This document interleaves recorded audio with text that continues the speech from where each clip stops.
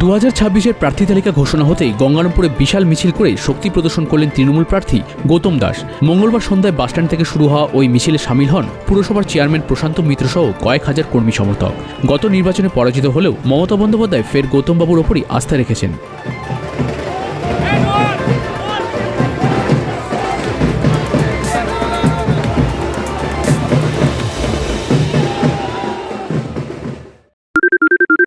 সোনাক্ষী, মশলা কোথায়?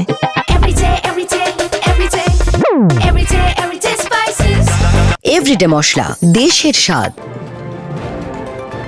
জয়ের ব্যাপারে আশাবাদী প্রার্থী জানান তার প্রধান লক্ষ্য গঙ্গারামপুরকে যানজট মুক্ত করা। উন্নয়নের রোডম্যাপে তিনি পুনর্ভবা নদীতে দ্বিতীয় সেতু, কালদিঘি পর্যন্ত ফ্লাইওভার এবং সুপার স্পেশালিটি হাসপাতালের নিউরো বিভাগ চালুর প্রতিশ্রুতি দেন। কোন্দল সরিয়ে এদিন ঐক্যের বার্তাও দেন তিনি। প্রথমেই প্রণাম এবং ধন্যবাদ জানাবো আমার দলের সর্বময় নেত্রী মমতা বন্দ্যোপাধ্যায় এবং আমার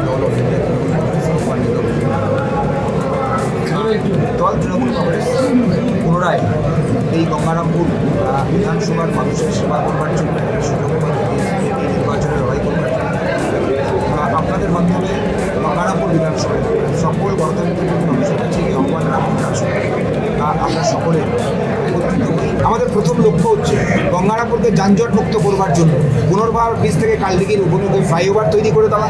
এই গঙ্গারামপুর শহর বড়বাজার, যেটা গঙ্গারামপুর ঐতিহ্য, সেই বড়বাজার এলাকাতে পুনর্ভবা নদীর উপরে সেকেন্ড ব্রিজ তৈরি করে বেলবাড়ি, নন্দনপুর সহ এই গঙ্গারামপুর এলাকাটাকে আরও সুন্দরভাবে করে তোলা। গঙ্গারামপুর রবীন্দ্র ভবন, সেটাকে রেনোভেট করে যারা সাংস্কৃতিক জগতের মানুষ, সেই মানুষদের হাতে এই রবীন্দ্র ভবনকে তুলে দেওয়া এবং মিনি কনফারেন্স হল যদি গঙ্গারামপুর এলাকায় তৈরি, যারা আবৃত্তি, গান, নাচের সঙ্গে যারা যুক্ত আছে। এবং নয়াবাজার ফুটব্রিজ, যেটা পিডব্লিউডি আমাদের সরকারের পিডব্লিউডি থেকে ইতিমধ্যে সেটা আমরা পাশ করেছি। আমাদের এলাকার বিধায়ক যিনি ক্রেডিট নেওয়ার চেষ্টা করছেন আমাদের সরকারের পক্ষ থেকে, সেখানে একটা ফুটব্রিজ ইতিমধ্যে কাজ শুরুর পথে আমরা এগিয়েছি। এবং তপন এলাকাতে যে 6টা অঞ্চল আছে, সেখানেও আমাদের 6টা অঞ্চলকে কেন্দ্র করে যাতে এগ্রোবেস ইন্ডাস্ট্রি তৈরি করা যায়, যেখানে কৃষকরা যেভাবে ফসল বিক্রির সুবিধা পাবে, এইভাবে এলাকার শ্রমিকরাও কাজ করবার সুবিধা পাবে। একইভাবে গঙ্গারামপুর সুপার স্পেশালিটি হাসপাতালে যেহেতু এই রাজ্যের সবথেকে বৃহত্তম দূরবর্তী জেলা, এখানে নিউরো ওয়ার্ড চালু করা যায় কিনা। গঙ্গারামপুর থেকে জয়ন্ত সরকারের রিপোর্ট, উত্তরবঙ্গ সংবাদ।